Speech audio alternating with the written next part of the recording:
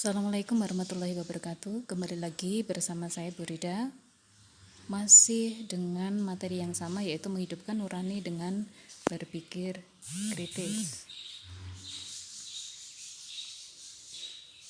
Seperti minggu yang lalu, kita masih mengulas tentang perintah berpikir kritis. Namun sebelumnya, saya ulas kembali kenapa kita harus berpikir kritis. Nah, dalam Islam sendiri, Allah meninggikan derajat mereka yang berilmu, sebab orang ini adalah orang yang senantiasa menggunakan akal dan pikirannya dalam mengenal Allah Subhanahu wa taala. Jadi mereka mau memikirkan penciptaan Allah sendiri yang juga disebutkan dalam surah Ali Imran ayat 190 sampai 191. Jadi dengan demikian penciptaan Allah utamanya di alam semesta ini itu diharapkan bertambahnya keimanan seseorang atau semakin kuatnya seseorang dalam menunjukkan secara nyata lewat akhlaknya sehari-hari. Jadi itu kaitannya dengan berpikir kritis. Bisa disimak di sini berdasarkan Al-Quran surah Ali Imran ayat 190 dan 191. A'udzubillahi minasyaitonir rajim.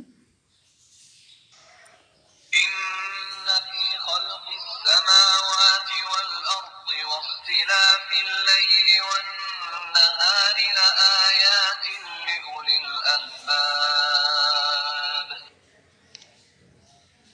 alladhina yadhkuruna Allaha qiyaman wa qu'udan wa 'ala junubihim wa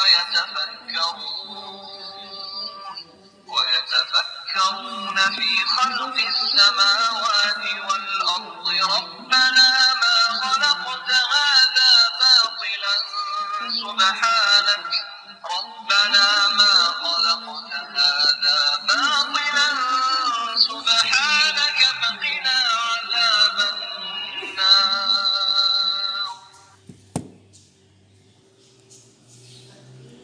Iya, yang artinya sesungguhnya dalam penciptaan langit dan bumi dan silih bergantinya malam dan siang terdapat tanda-tanda bagi orang yang berakal, yaitu orang-orang yang mengingat Allah sambil berdiri atau duduk atau dalam keadaan berbaring, dan mereka memikirkan tentang penciptaan langit dan bumi.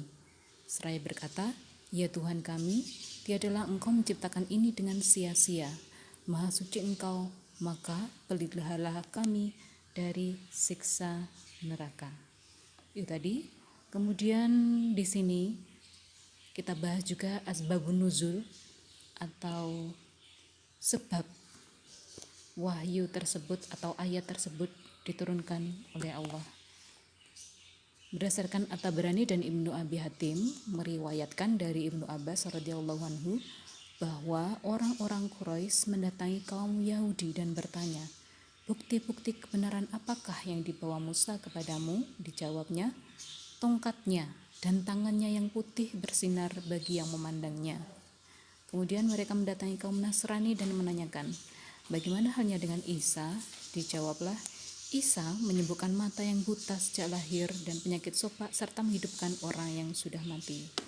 Selanjutnya mereka mendatangi Rasulullah dan berkata, "Mintalah dari Tuhanmu agar bukit Sofa itu jadi emas untuk kami."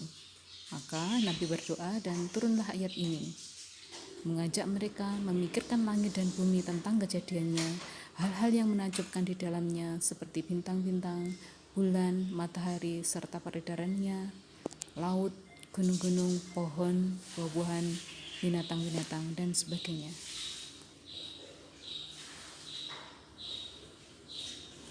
Adapun hakikat berpikir kritis, yaitu berdasarkan dari Abu Ya'la yaitu Sa'ad Ibnu Aus radhiyallahu anhu dari Nabi sallallahu alaihi wasallam bersabda, "Orang-orang yang cerdas ialah orang yang mampu mengintrospeksi dirinya dan suka beramal untuk kehidupannya setelah mati. Sedangkan orang yang lemah ialah orang yang selalu mengikuti hawa nafsunya dan berharap kepada Allah dengan harapan kosong.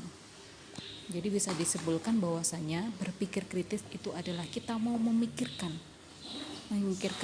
apa yang akan ke depan dan memikirkan hidup setelah mati. Jadi itu adalah orang-orang yang mau berpikir kritis. Selain juga mau memikirkan ciptaan dari Allah Subhanahu wa taala itu sendiri. Kemudian dari Abu Hurairah radhiyallahu anhu berkata bahwa Rasulullah bersabda, "Bersegeralah kalian beramal sebelum datangnya 7 perkara, yaitu apa yang kalian tunggu selain kemiskinan, kekayaan yang menyombongkan, atau sakit yang merusak tubuh, atau tua yang melemahkan, atau kematian yang cepat, atau dajjal. Maka ia adalah seburuk-buruk makhluk yang dinantikan atau kiamat. Padahal hari kiamat itu adalah saat yang terbesar bencananya serta yang terpahit deritanya." Berdasarkan hadis riwayat At-Tirmidzi, dan dia berkata hadis hasan. Baiklah, kita akan membahas kaitannya dengan manfaat berpikir kritis. Yang pertama yaitu dapat menangkap dan hikmah di balik semua ciptaan Allah. Dengan adanya berpikir kritis, jadi kita bisa menangkap maksud, tujuan, dan hikmah di balik apa yang sudah diciptakan Allah itu sendiri. Kemudian mengoptimalkan pemanfaatan alam untuk kepentingan umat manusia. Jadi Allah memberikan alam dan seisinya itu jadi memang untuk kepentingan manusia, untuk digunakan secara baik.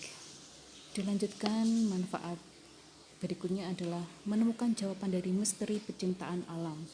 Bisa dari penelitian, bisa dari observasi, dan juga yang lainnya.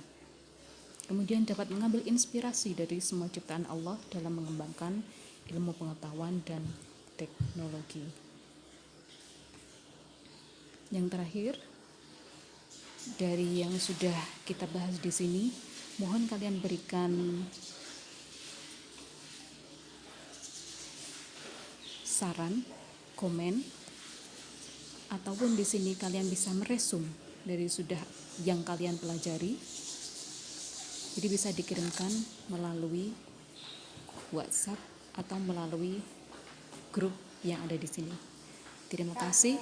Itu tadi bahasan kita kali ini kaitannya dengan berpikir kritis.